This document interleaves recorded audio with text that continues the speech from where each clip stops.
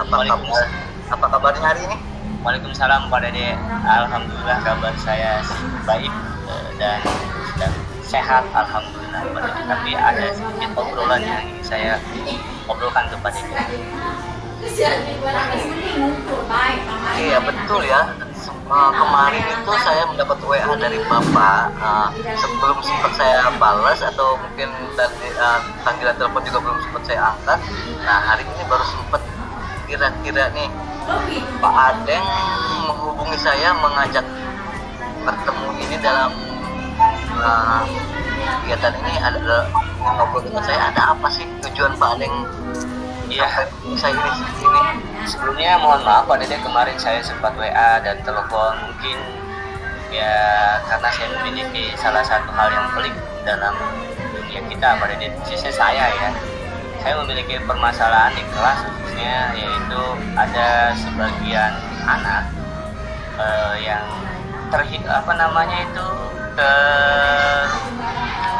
tersisih dari beberapa kelompok-kelompok di kelas itu ya. Jadi di kelas saya tuh sekarang mengampu di kelas yang sangat besar dengan jumlah siswa yaitu 33 orang. Dan dari 33 orang yang telah saya amati, ada beberapa orang yang ketika saya bagi mereka tersisih, teman-temannya itu tidak mau bergabung dengan mereka, dan itu bukan sekali dua kali, dan itu sering. Maka saya ingin mencari solusi-solusi yang terbaik gitu. Mungkin dari obrolan ini saya ingin penguatan dari Pak Dede. Oke ya, berarti permasalahannya itu ada siswa yang merasa tersisih dari kelompoknya paling ya.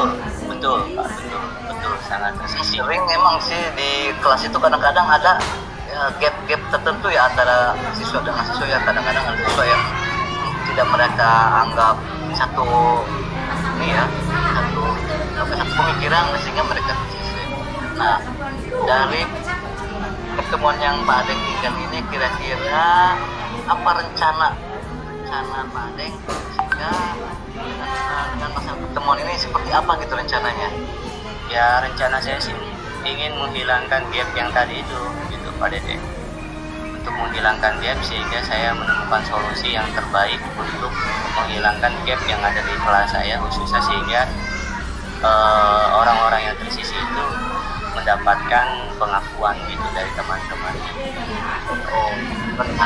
Oke. Berarti itu tujuannya ya, tujuan akhir dari pertemuan ini. Nah, kira-kira Pak Adeng itu sudah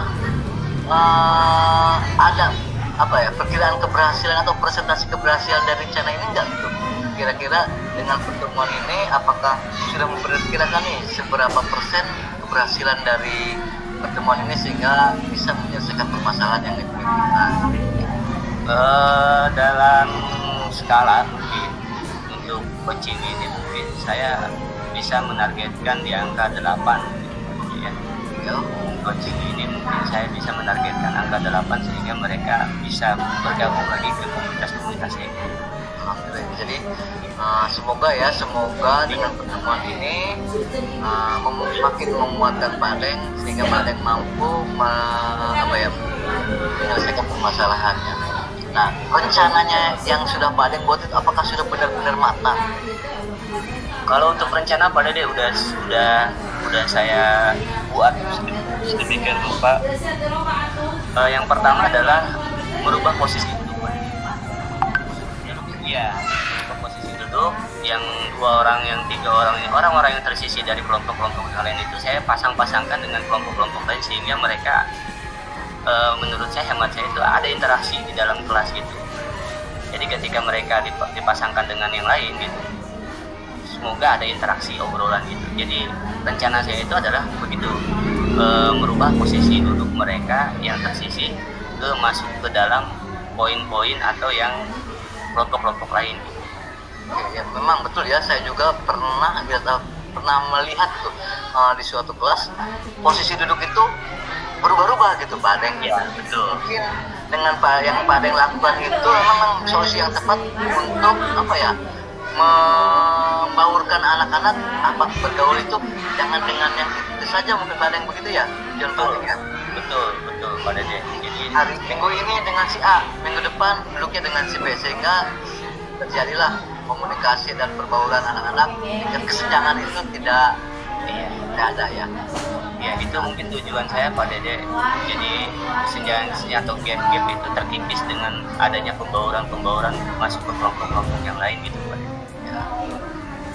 Nah, untuk mencapai tujuan yang ada yang targetkan itu, ya kira-kira apa saja sih kekuatan yang sudah dimiliki Pak Adek itu, sehingga Kekuatan yang saya miliki itu adalah saya seorang pendidik, pembelajar. Jadi saya adalah seorang mungkin manajer yang selalu memprioritaskan kebutuhan murid. Maka kebutuhan murid inilah yang saya catat, kemudian saya formulasikan untuk menemukan solusi-solusi yang terbaik. Gitu, Pak. Jadi kekuatan saya itu adalah saya adalah seorang manajer gitu, Pak. manajer ya, bos, manajer ya. Tuh. Jadi kekuatannya itu memang sudah bagus ya. Emang posisi manajer itu posisi yang ideal bagi seorang pendidik ya. Kasih iya. Setelah ini Pak Deng, dari permasalahan yang dimiliki Pak Deng itu ada beberapa peluang nggak yang dapat bisa diambil sehingga dapat mengatasi hambatan-hambatan yang dimiliki Pak Deng? Peluang itu selalu ada Pak Dede ya.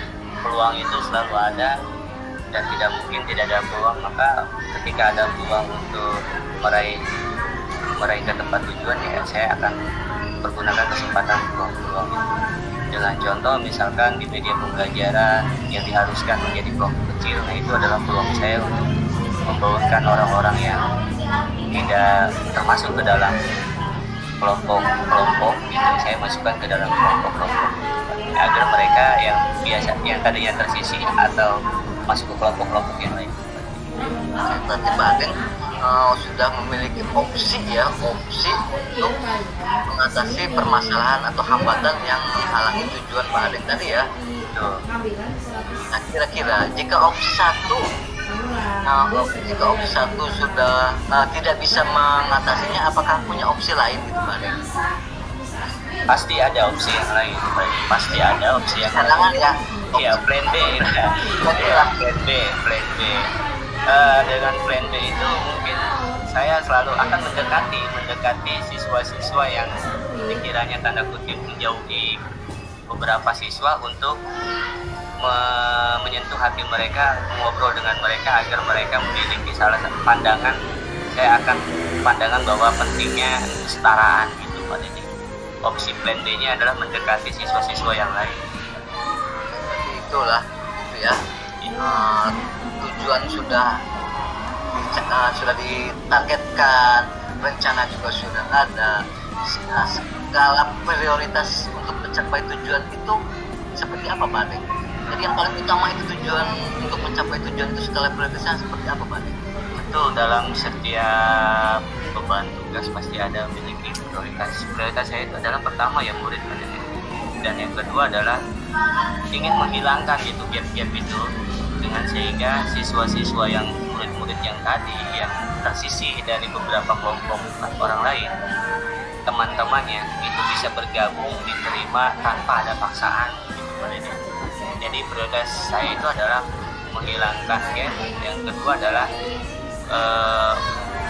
penerimaan murid-murid terhadap murid yang lain tanpa ada paksaan.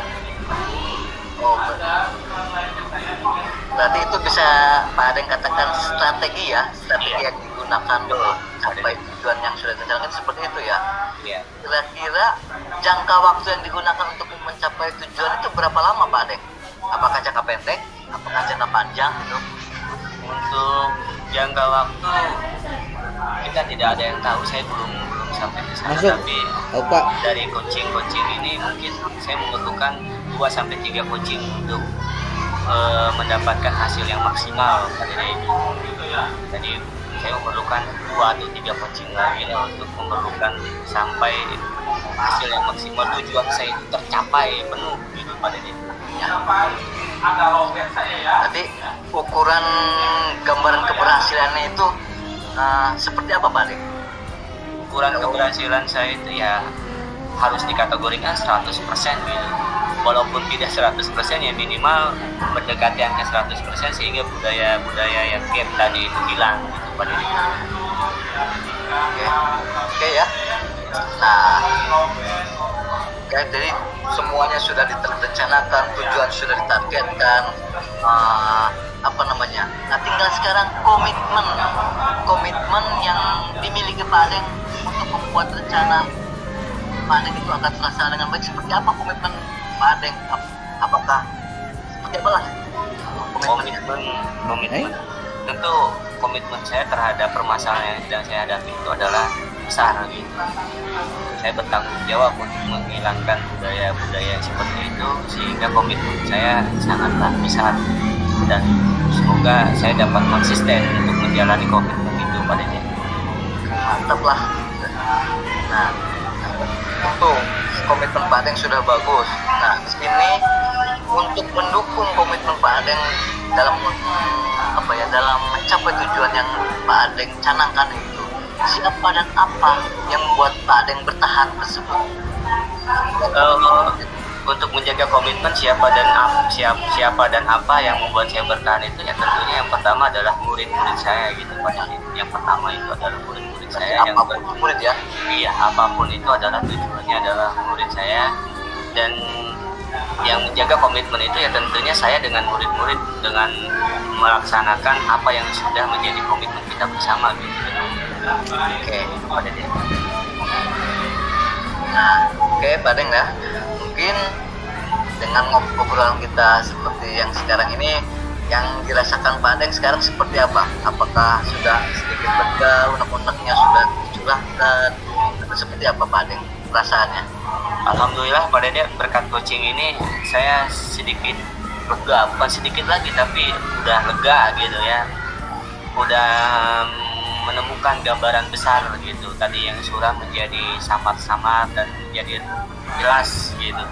Permasalahan yang saya hadapi ternyata solusinya pun sudah ada di depan satu paket, sehingga tinggal komitmen saya untuk menjalankan apa yang sudah menjadi solusi bagi saya sendiri gitu. Sehingga saya merasa puas dengan coaching ini Pak Dede. Oke, tinggal begini, setelah pertemuan ini Pak Deng sudah merasa lega, sudah mempunyai kekuatan lebih lah dengan unek-unek sudah pecah lah, unek-uneknya jadi cair. Nah, tindak lanjutnya apakah mungkin seperti apa? Apakah harus ada coaching lagi, pertemuan lagi dengan saya, atau seperti apa ke depannya Pak Deng? Untuk tindak lanjutnya saya mengharapkan si coaching lagi Pak Dede. Jadi coaching ini jangan hanya satu kali Pak Dede, tetapi berseri-seri Pak Dede. Saya mohon kolaborasinya berseri-seri agar menjadi salah satu ingat bagi saya kolaborasi dengan Pak Dede, komitmen saya terhadap apa yang saya hadapi sekarang, sehingga saya menjadi kuat untuk menghadapi permasalahan-permasalahan yang pelik di dalam kelas yang saya hadapi. Jadi pada dasarnya coaching ini saya harapkan sampai lanjut gitu Pak Dede. Siap, insya Allah selalu siap saya sharing-sharing dengan rekan-rekan guru yang lain.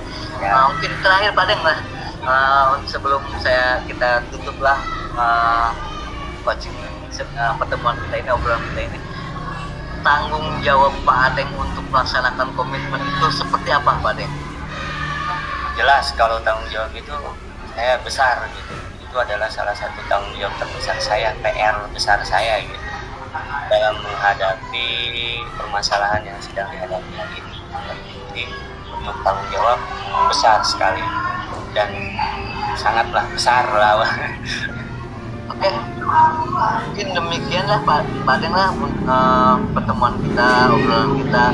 Semoga dengan pertemuan ini apa yang Pak Deng alami, permasalahan yang Pak Deng alami di kelas bisa terselesaikan dan target tujuan Pak Deng itu bisa tercapai. Semoga pembelajaran kedepannya lebih baik lagi, lebih berhasil ya, dan kita menjadi pendidik-pendidik yang hebat dan tangguh dan dibutuhkan murid. Amin.